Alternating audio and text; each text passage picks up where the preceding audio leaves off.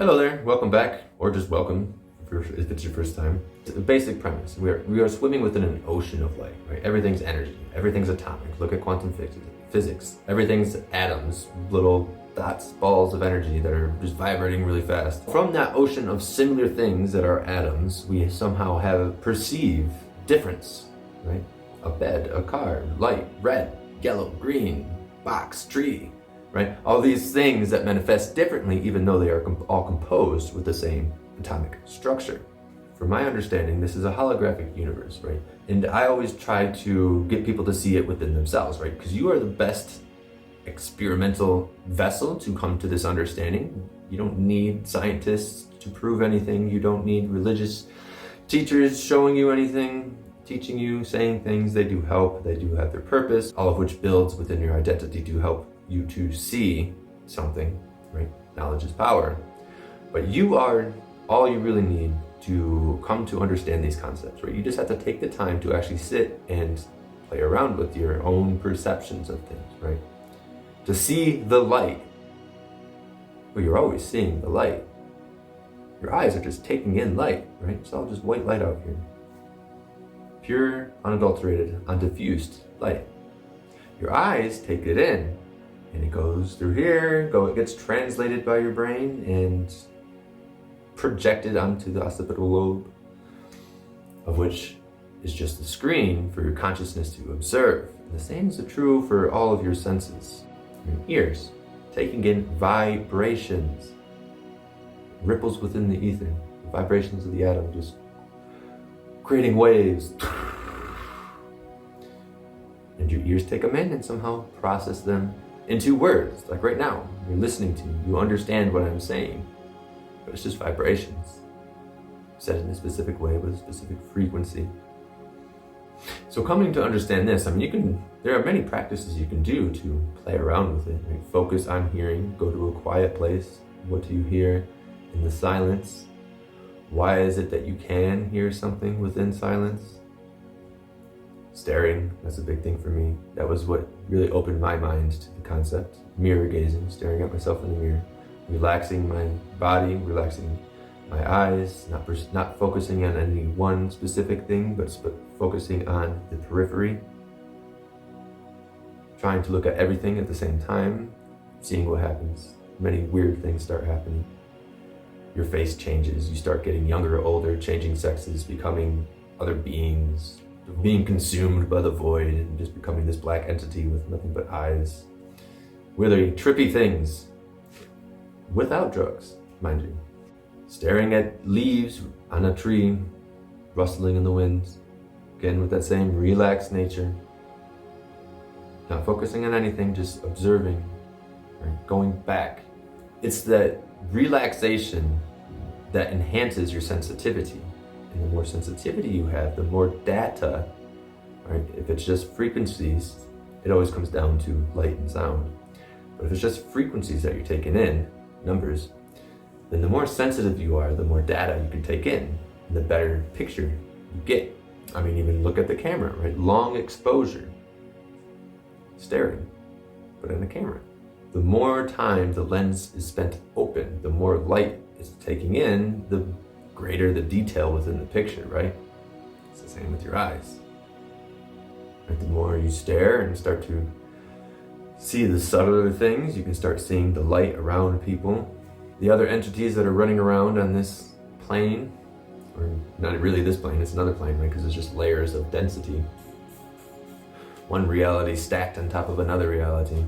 This is how all realities are playing out at the same time, right? Because there's dimensions or densities of which we are just experiencing this one. As you raise your frequency, right, you start tapping into another realm that's always been here, but it just lies beyond the light spectrum that we were normally attributed to, right? Because we become more sensitive. So now we see more light.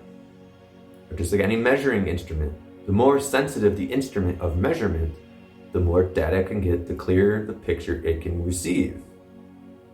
But we get distracted, right? Mental thought, blah, blah, blah.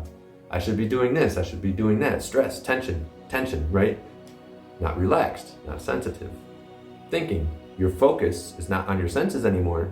It's on the words within your mind. You are becoming distracted. You are distracting yourself. Right? The whole idea of becoming in the present, coming to the present moment, is just bring that focus, that awareness, that thing that chooses what to pay attention to. Pay attention to here and now. And that is anchored by your senses.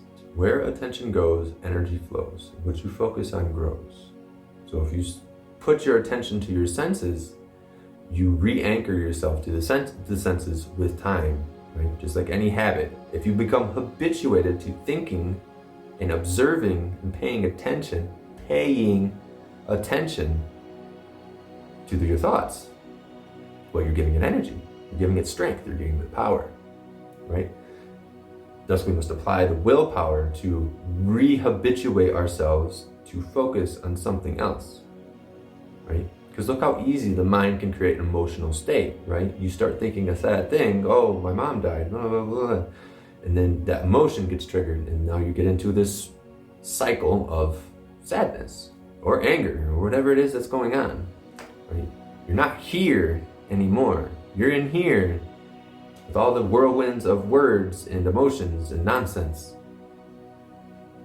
There's a use to it. It's purposeful. It helps us figure things out. But at the same time, you are no longer here. It's balanced. Good to be up here sometimes. But if you're always up there and you're never here, and this is where life's happening. And this brings me back to the original point, right? Seeing the light. How can you see the light if you're not even paying attention? It's all around you. You're surrounded by static. You can tap into the static, which helps your mind come to the understanding that it is a hologram. It is a play of light through data. Right? Depending on how you think and you believe, it alters your translation of that light. Right? We have a collective idea, but you have your own still personal experience based off of what you think you understand and what you know, right? What you believe. But to change your beliefs, you have to become aware of things. Where are you putting that awareness, that attention? Where are you paying attention? Paying attention. Are you paying attention to the psychedelic phenomenon that's super wondrous and mysterious, right? If you actually get out of the mind and look at it, like, what is going on? It is nothing based off of what we have learned, right? Some of the stories we tell ourselves, quantum physics, that atoms, everything's just atoms, of which are just 99.99999 empty space. Somehow these things construct this psychedelic phenomenon that I happen to find myself waving my hands in, feeling things, seeing things, hearing things. Right? It's very mysterious, but we get caught in our minds. We forget because we're not paying attention. Shift your point of view. Shift your perspective. Start paying attention to that in which matters.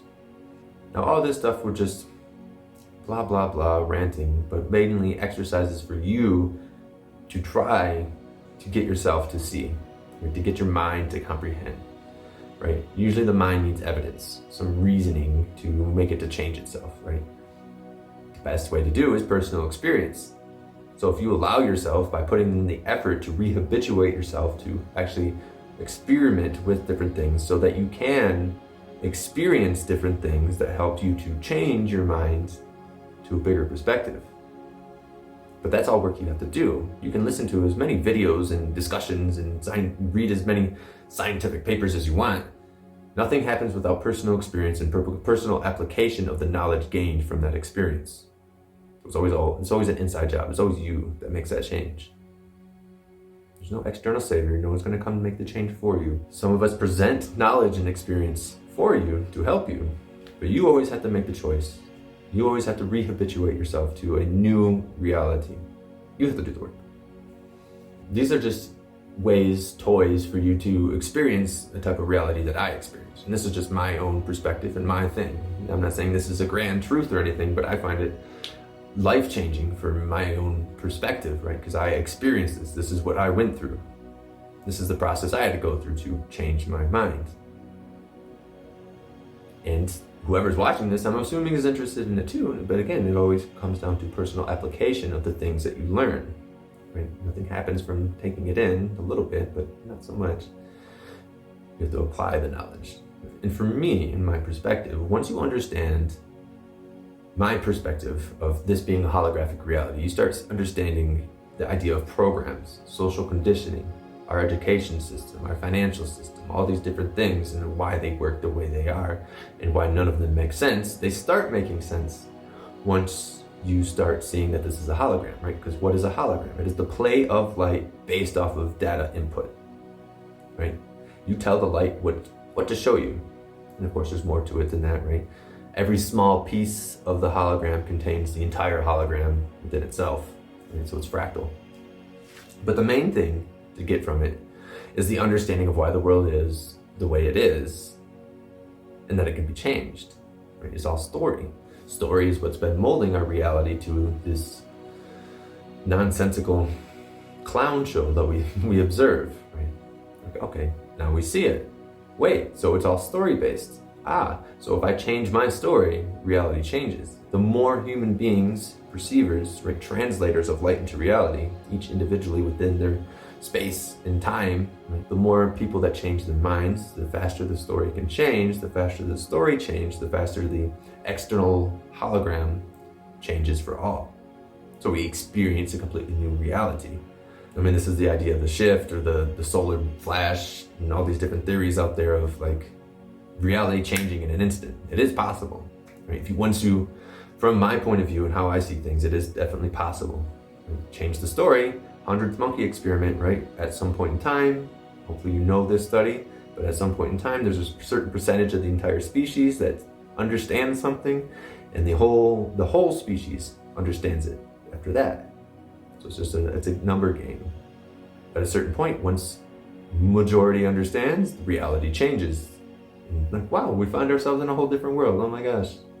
So hopefully you get something and you actually apply these things so you can have an invitation to experience something different within your perception of reality.